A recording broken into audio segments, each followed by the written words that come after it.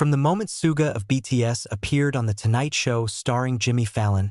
his presence immediately drew attention from everyone in the studio, including the live audience who had come to witness one of BTS's most private and introspective members make a rare talk show appearance. Dressed in a dark tailored suit with a composed expression, SUGA sat confidently yet with the cautious demeanor that has long defined his public persona, especially when facing the kind of intense scrutiny that often comes with global interviews. The conversation between him and Jimmy began with casual, light topics, creating a calm atmosphere that flowed smoothly until Jimmy eventually brought up a subject that had been circulating in South Korean media for several weeks: SUGA's decision to withdraw unilaterally from a previously agreed-upon contract with an independent music producer, a partnership that had been publicly announced just a few months earlier. Jimmy posed the question professionally and within acceptable boundaries as a host, but SUGA's facial expression shifted subtly, not due to the nature of the question itself, but rather in reaction to a handful of audience members toward the back of the studio who began to make unsolicited comments, loud enough to be heard despite not being directly addressed to him. He paused briefly, took a breath, and resumed speaking, clearly attempting to remain polite while internally managing the discomfort caused by the disruptive background noise. Jimmy, sensing the shift in energy, quickly steered the conversation toward safer, broader topics such as SUGA's daily activities while staying in New York and his thoughts on BTS's upcoming comeback next year. Despite the minor disruption, SUGA maintained a high level of professionalism throughout the segment, never reacting inappropriately, and even managed to smile occasionally at Jimmy's characteristic humor that has become a staple of the show. As the interview wrapped up and the program transitioned into the next segment, SUGA stood, politely acknowledged some of the production staff backstage,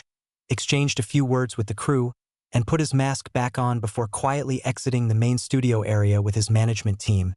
who were always close by to ensure his space and comfort were respected. Though the incident lasted only a few moments, it highlighted the emotional challenges celebrities often face when engaging in live public settings where not everything can be controlled or predicted,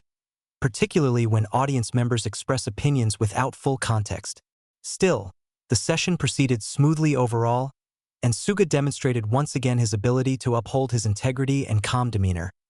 even under subtle pressure from an environment that wasn't entirely accommodating. In the moments following SUGA's exit from the main stage area, backstage staff could be seen coordinating quietly as the show continued into its next segment, with Jimmy Fallon returning his focus to the studio cameras while maintaining his usual upbeat energy. But those who observed closely might have noticed the slight adjustment in his tone, a bit more composed than usual, perhaps out of respect for what had just occurred with his previous guest. Meanwhile, SUGA remained behind the scenes for a brief time, accompanied by two members of his team who ensured he had space to decompress away from the lights and chatter of the set. He did not express visible signs of frustration, but rather remained composed, occasionally nodding or giving brief responses to staff who asked if he needed anything. It was clear from his demeanor that while he had not anticipated the interruption during the live conversation, he had also not allowed it to affect his overall energy or presence. After about 10 minutes, his team confirmed with the show's coordinators that his scheduled responsibilities for the evening had been completed, allowing him to make his way toward the service exit where a vehicle was already waiting. As he walked through the private hallway flanked by members of production and security, several staff expressed appreciation for his appearance, and although he didn't stop for photos or extended small talk, he acknowledged them politely with nods and a slight smile. Outside, the city's night air contrasted sharply with the studio lighting, and SUGA quickly entered the black SUV that would take him back to his hotel, seated in the rear seat beside one of his managers while the other rode up front. The vehicle merged smoothly into New York traffic, and from that point on, the atmosphere became significantly more private. Back in the studio, Jimmy Fallon's production team carried on with their usual rhythm, but a few producers reportedly discussed among themselves whether the audience protocol should be tightened in future tapings, especially for international stars who may be more vulnerable to being unsettled by direct comments from the crowd. On social media, clips from the episode began circulating almost immediately, and within an hour, fan communities had picked up on the awkward moment, analyzing body language and timing with their typical precision. Some viewers pointed out that SUGA had handled the moment with commendable restraint, while others criticized the behavior of certain audience members for overstepping boundaries in what was meant to be a professional setting. Despite the buzz online, SUGA himself did not post anything on social platforms that evening, nor did his agency issue any formal statement, a choice that seemed intentional as part of their broader philosophy to let moments like these pass quietly unless further clarification was truly necessary. By the time the full episode aired across different time zones, many viewers had already formed their impressions based on short clips and secondhand commentary. Yet the complete footage painted a picture of a calm and focused artist responding to a minor interruption with maturity and discretion. The next morning, some entertainment outlets included brief mentions of the moment in their coverage of the show, mostly emphasizing SUGA's appearance as part of his ongoing efforts to promote BTS's upcoming plans, and noting that while the segment had an uncomfortable interlude, it ultimately reflected his steady professionalism more than anything else. Later that same evening, after arriving back at his hotel, SUGA kept a low profile, entering through a separate entrance usually reserved for VIP guests to avoid any unnecessary attention from fans or photographers who occasionally waited near the main lobby. And once inside, he proceeded directly to his suite with his team, maintaining a respectful distance to allow him personal space following the emotionally taxing experience at the studio earlier. He reportedly spent the rest of the night quietly, avoiding external engagements or social interactions, and instead focusing on reviewing some materials related to his current production work, a routine that has often served as a stabilizing habit for him when transitioning from public events to private reflection. Sources familiar with the itinerary confirmed that he had no further public schedules that evening, allowing him to remain completely off the grid for several hours, and this unbroken stretch of privacy seemed intentional, offering a buffer zone for him to recalibrate before facing the next round of press or potential media inquiries. While fans continued discussing the event online, the general tone remained supportive, with many expressing admiration for his calm handling of the situation and emphasizing the importance of respecting artists' boundaries, especially in live environments where immediate reactions are difficult to filter. In contrast, a small segment of social media began debating whether it was appropriate for the host to bring up the contract matter on air, but that conversation was quickly overshadowed by a wider recognition that the focus should remain on how SUGA demonstrated resilience rather than dissecting the show's editorial choices. The following morning, as part of his planned stay in New York, SUGA had a closed-door creative session scheduled with a local music producer, an activity that had been arranged days before and remained untouched by the events of the previous night. The meeting took place in a private recording studio in Manhattan, with only essential staff present, and while details of what was discussed or recorded remained confidential, those close to the production noted that SUGA appeared relaxed and focused throughout, engaging with musical concepts and arrangements in a way that suggested he had fully shifted his mindset back to work mode. There was no visible trace of lingering discomfort from the talk show incident, and as has often been the case with him, he showed an ability to compartmentalize personal moments and maintain his dedication to the craft in professional settings. No press were allowed near the studio, and the only public awareness of his whereabouts came from one or two unverified sightings posted online, which were respectfully vague and refrained from disclosing his exact location,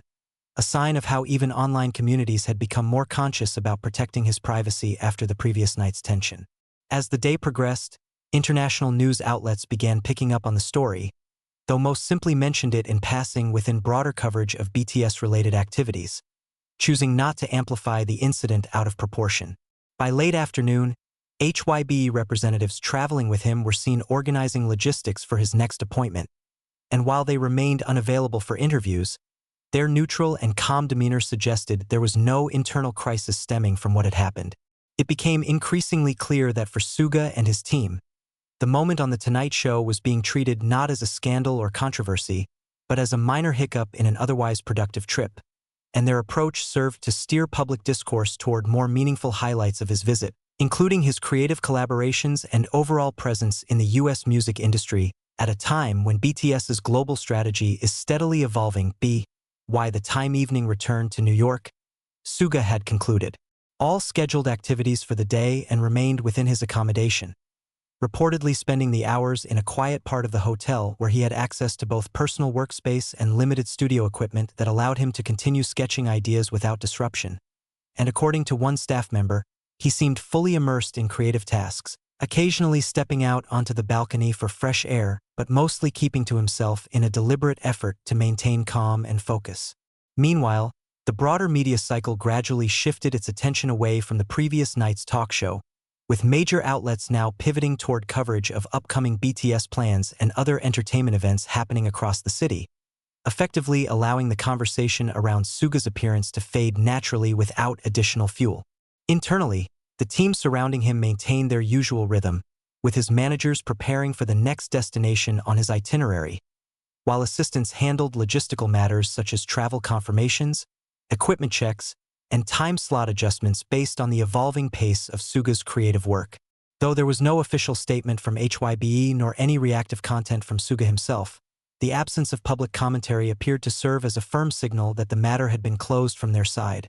and that they preferred to move forward without further engagement with the noise that had temporarily surrounded his visit.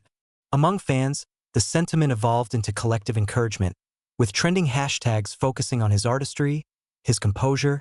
and the anticipation of his contributions to BTS's future projects, and many online fan accounts took the initiative to translate and reframe the full interview segment to provide more accurate context for international followers, replacing speculation with documentation. As for Jimmy Fallon and his team, no changes were made to the episode's distribution or editing, suggesting the production considered the event minor and not warranting revision.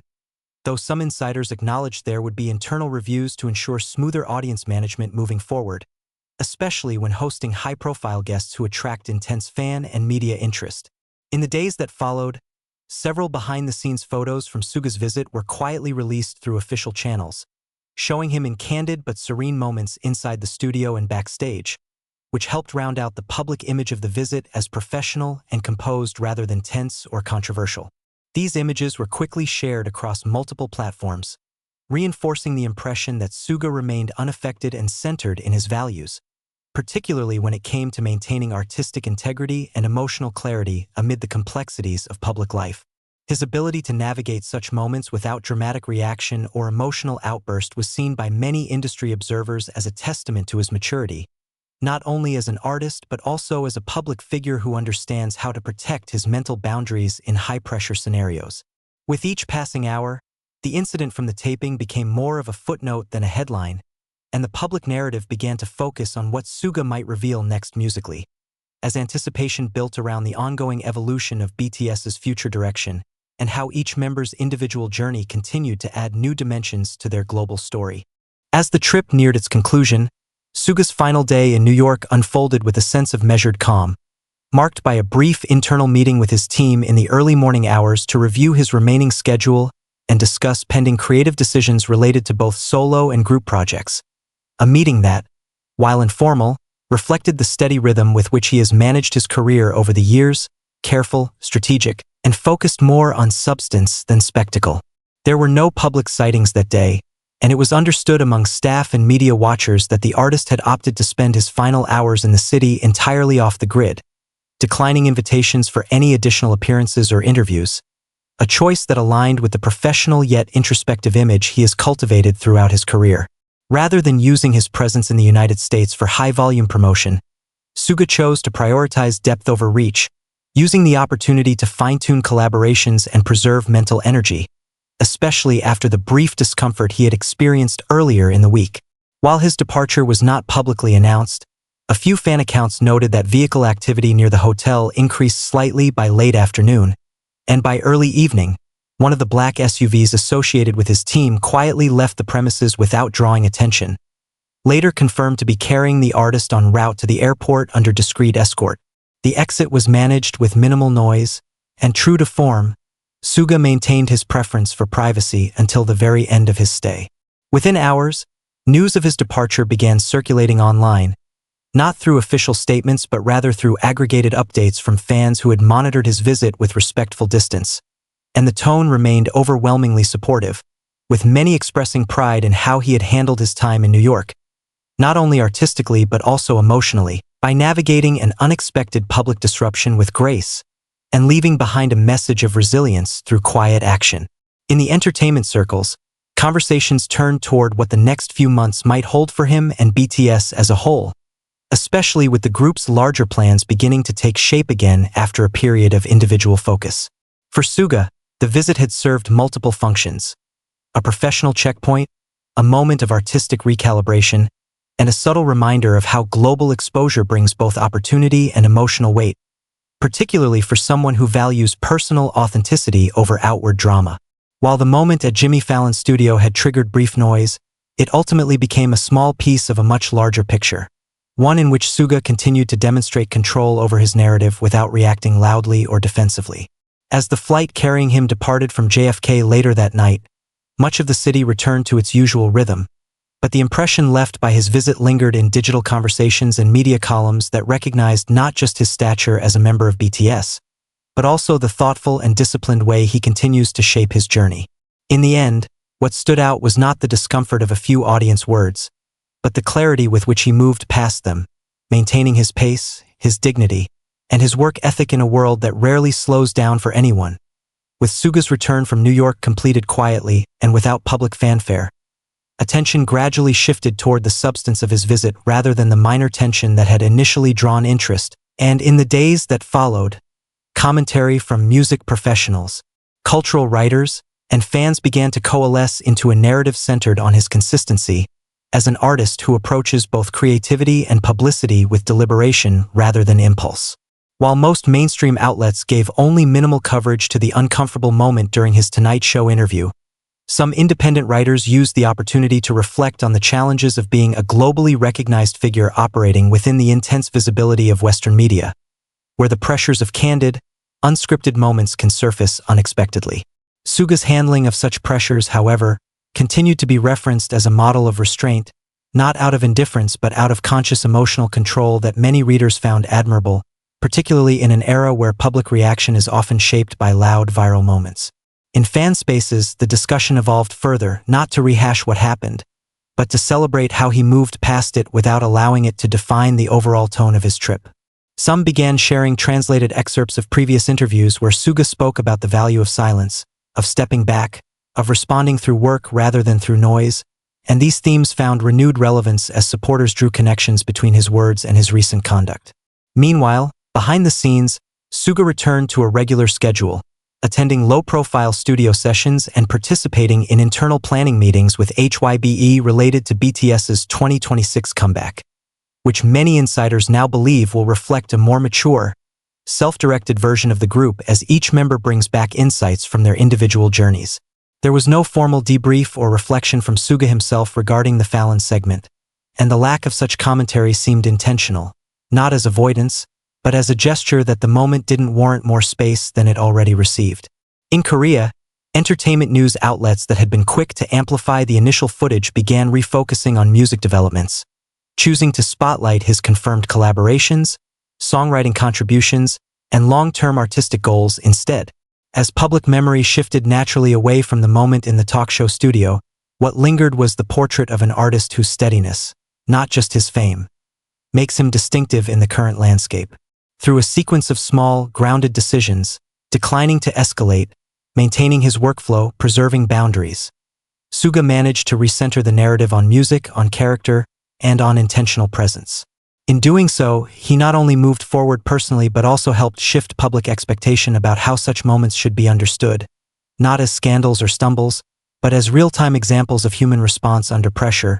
shaped not by drama but by awareness and balance. That balance became the unofficial theme of his New York visit, remembered not for a few disruptive voices in a studio,